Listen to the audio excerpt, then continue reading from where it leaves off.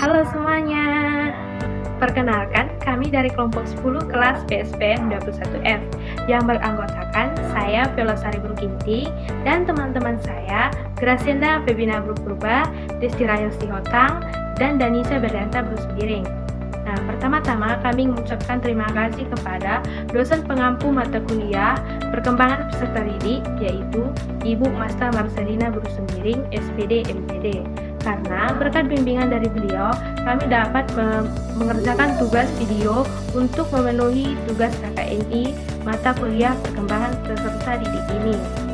Nah, topik yang akan kami bahas pada video ini yaitu perkembangan konsep diri individu. Nah, pertama sekali saya, Velosari Gunting, akan membahas pengertian konsep diri individu. Nah, apa sih pengertian konsep diri individu? Konsep diri individu adalah gagasan atau keseluruhan gambaran tentang diri sendiri yang mencakup keyakinan, pandangan, dan penilaian seseorang terhadap dirinya sendiri. Nah, konsep diri ini terdiri atas yang pertama, bagaimana cara kita melihat diri sendiri sebagai pribadi.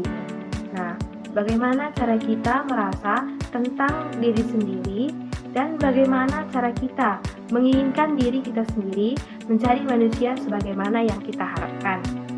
Halo teman-teman, perkenalkan nama saya Gracienda Febina Brupurba. Saya akan melanjutkan materi kami tentang perkembangan konsep diri dan dimensi konsep diri.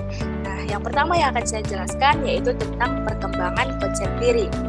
Konsep diri terbentuk melalui sejumlah besar pengalaman yang tersusun secara hierarki.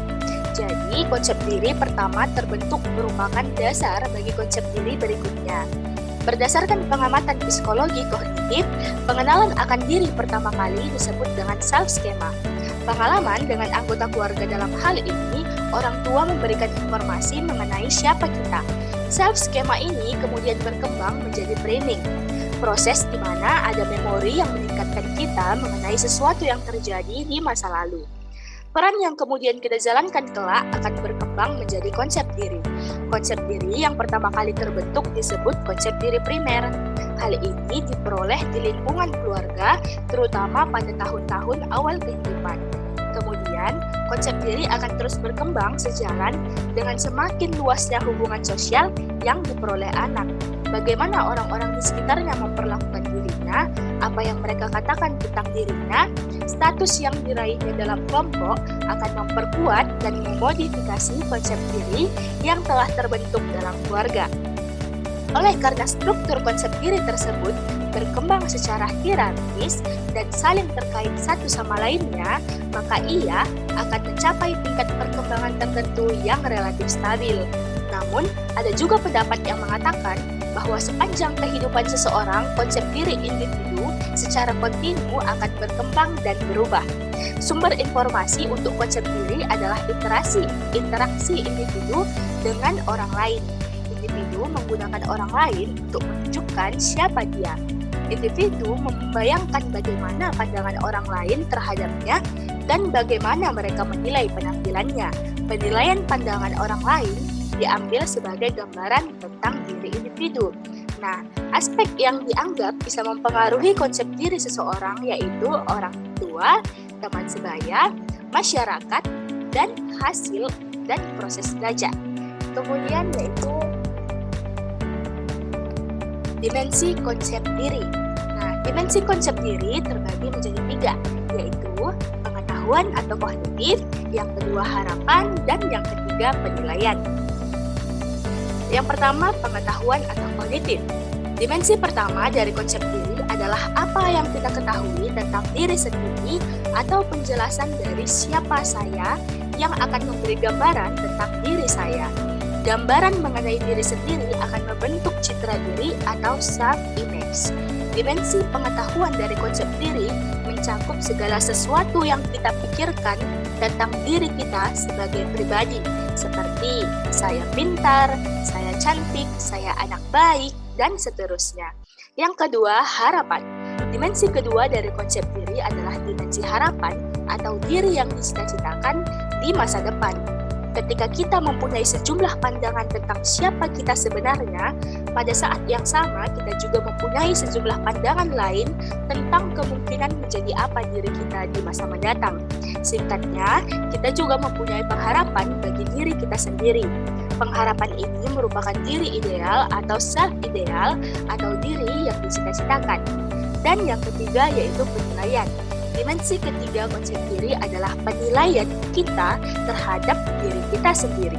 Penilaian diri sendiri merupakan pandangan kita tentang harga atau kewajaran kita sebagai pribadi. Menurut Calhoun dan Asocella tahun 1990, setiap hari kita berperan sebagai penilai tentang diri kita sendiri. Menilai apakah kita bertentangan dengan pengharapan bagi diri kita sendiri atau saya dapat menjadi apa, dan standar yang kita tetapkan bagi diri kita sendiri atau saya seharusnya menjadi apa. Hasil dari penilaian tersebut membentuk apa yang disebut dengan rasa harga diri, yaitu seberapa besar kita menyukai diri sendiri.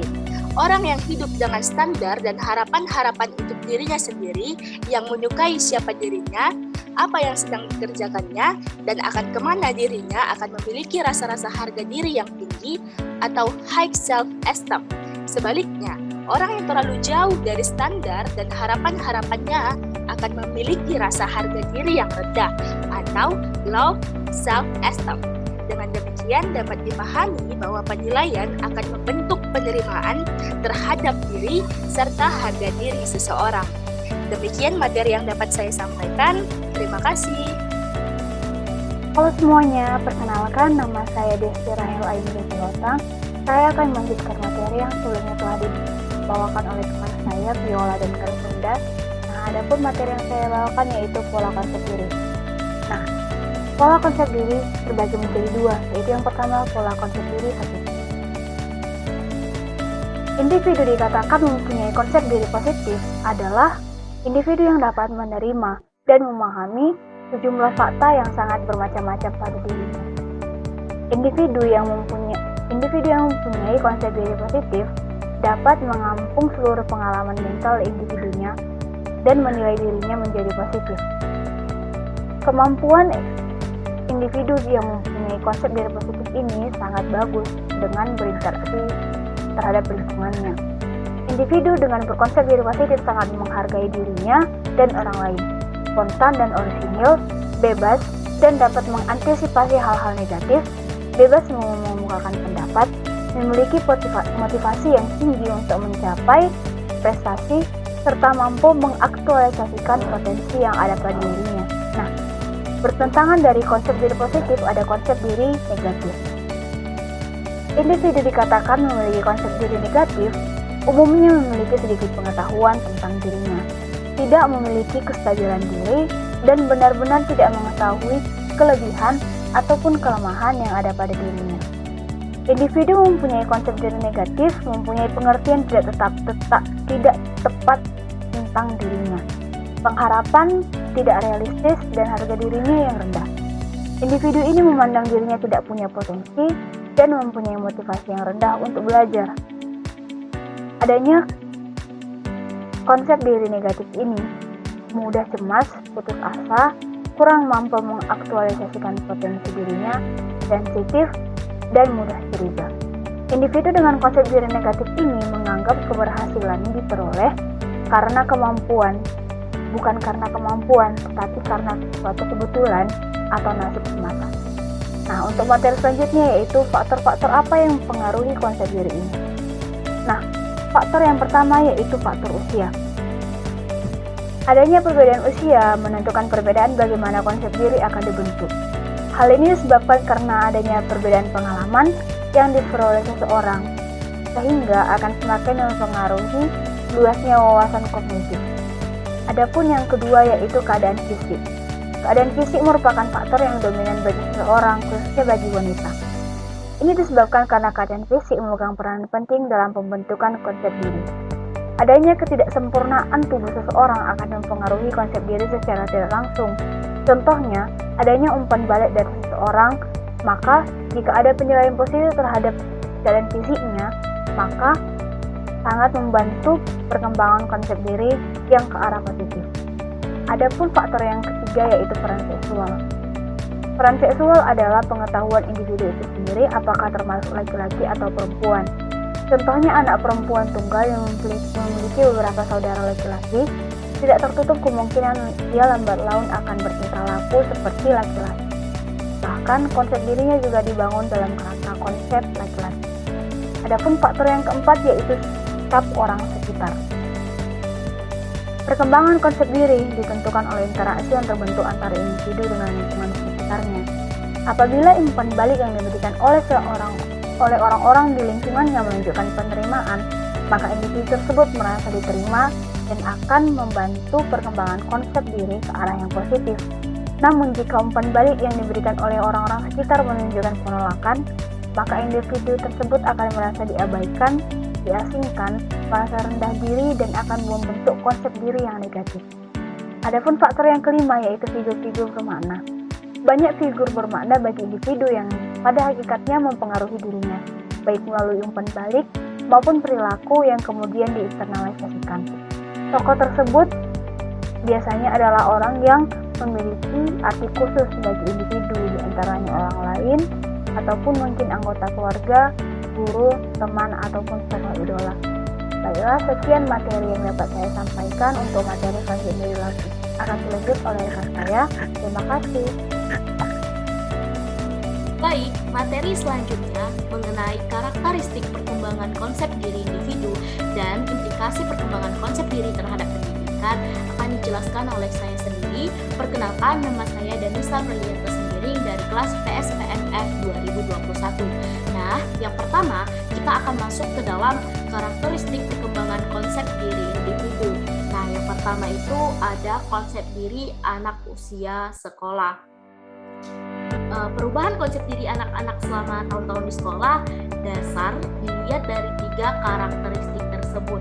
Yang pertama itu ada karakteristik internal.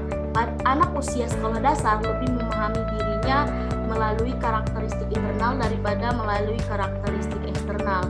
Nah, pada suatu penelitian menemukan bahwasanya anak-anak itu lebih cenderung menyebutkan karakteristik psikologis seperti preferensi atau sifat-sifat kepribadian dalam pendefinisian diri mereka dan kurang cenderung menyebutkan karakteristik fisik seperti warna mata, warna kulit, dan lain-lain. Yang kedua, ada karakteristik aspek-aspek sosial. Selama tahun-tahun sekolah dasar, aspek-aspek sosial dari pemahaman diri anak-anak juga semakin meningkat. Dalam suatu investigasi, anak-anak sekolah dasar seringkali menjadikan kelompok-kelompok sosial sebagai acuan dalam mendeskripsikan diri mereka. Yang ketiga, ada karakteristik perbandingan sosial. Pemahaman diri anak-anak usia sekolah dasar juga mengacu pada perbandingan sosial atau social comparison. Pada tahap ini, anak-anak cenderung membedakan diri mereka dari orang lain secara komparatif daripada secara absolut. Nah, selanjutnya kita masuk ke dalam materi yang kedua, yaitu karakteristik konsep diri remaja pada anak SMP dan anak SMA. Yang pertama itu ciri-cirinya adalah abstrak dan idealistik.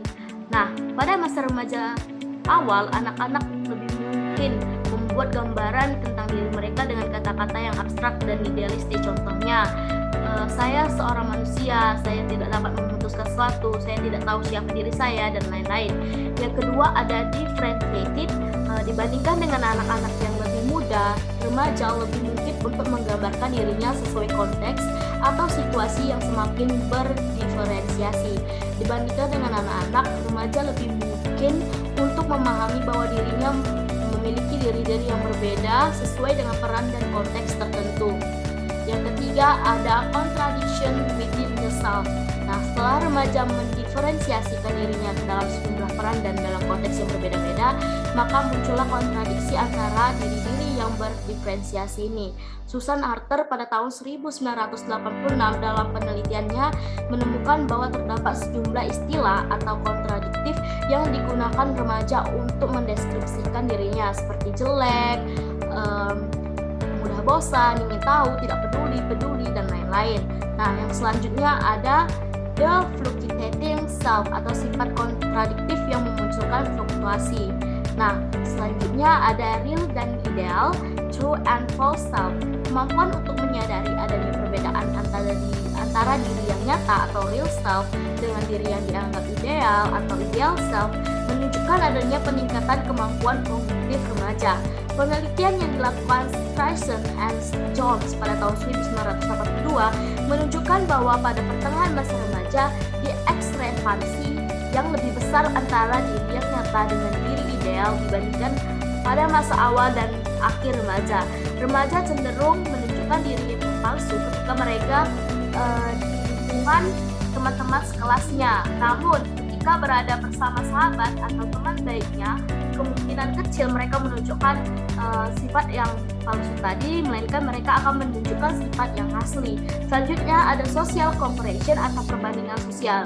Sejumlah ahli perkembangan percaya bahwa dibandingkan dengan anak-anak, remaja lebih sering menggunakan social comparison atau perbandingan sosial untuk mengevaluasi diri mereka sendiri. Menurut remaja, terungkapnya motif perbandingan sosial mereka akan membahayakan popularitas mereka.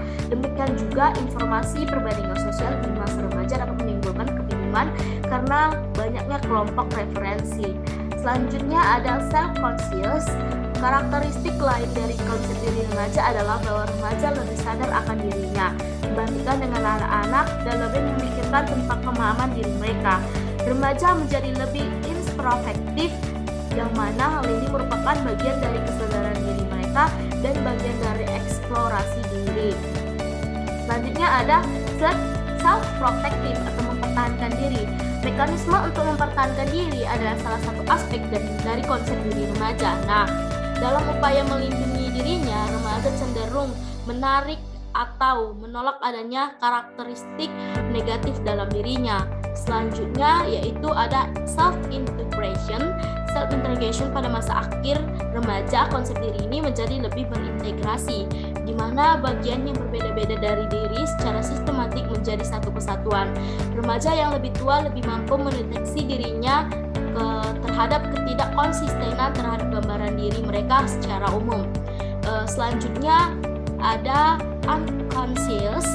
Konsep diri remaja pada masa remaja akhir melibatkan adanya pengenalan bahwa komponen yang tidak disadari termasuk dalam dirinya sama seperti komponen yang disadari.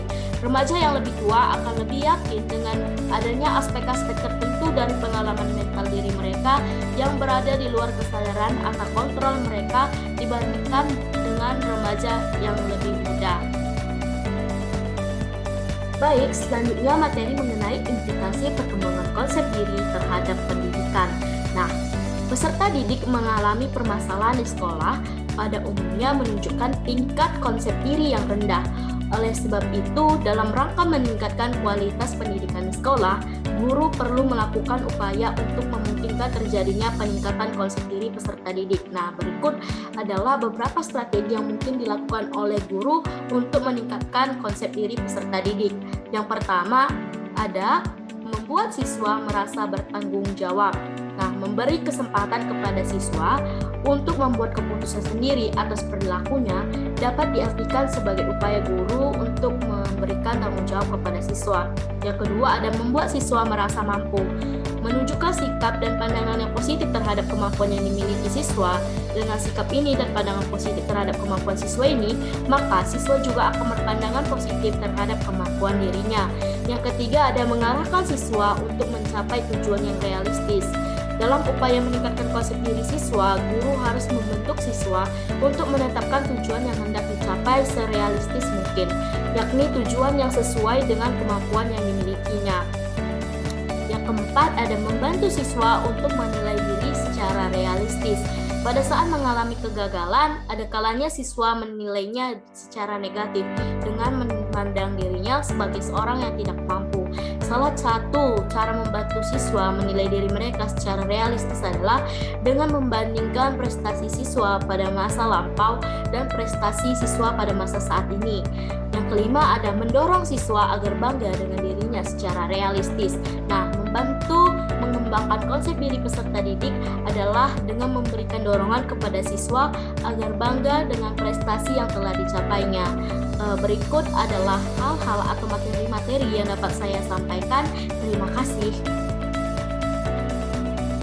Nah, teman-teman, dari penjelasan-penjelasan sebelumnya dapat kita tarik kesimpulan bahwa konsep diri adalah keseluruhan gambaran diri yang meliputi persepsi seseorang tentang diri, perasaan, keyakinan, dan nilai-nilai yang berhubungan dengan dirinya. Konsep diri terbentuk melalui sejumlah besar pengalaman yang tersusun secara hierarki.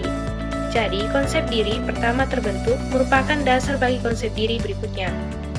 Nah, dimensi konsep diri yaitu pengetahuan ataupun kognitif, harapan, dan penilaian.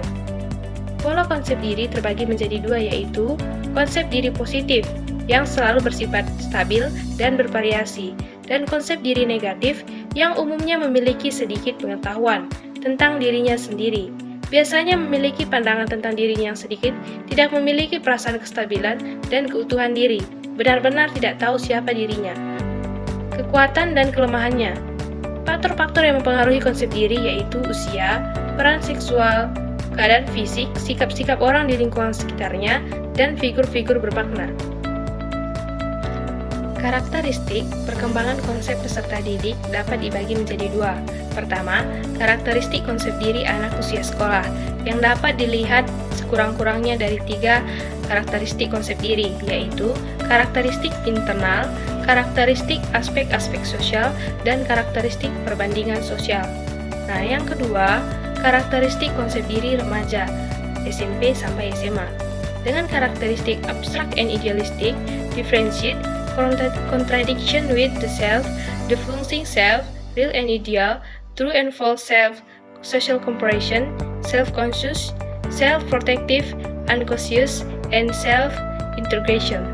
Nah, implikasi perkembangan konsep diri terhadap pendidikan yaitu yang pertama, membuat siswa merasa mendapat dukungan dari guru. Yang kedua, membuat siswa merasa bertanggung jawab. Yang ketiga, membuat siswa merasa mampu. Yang keempat, mengarahkan siswa untuk mencapai tujuan yang realistis. Yang kelima, membantu siswa untuk menilai diri mereka secara realistis. Yang keenam, mendorong siswa agar bangga dengan dirinya secara realistis. Nah, demikianlah pemaparan materi dari kami kelompok 10 mengenai materi perkembangan konsep diri individu. Semoga video ini bermanfaat bagi kita semua.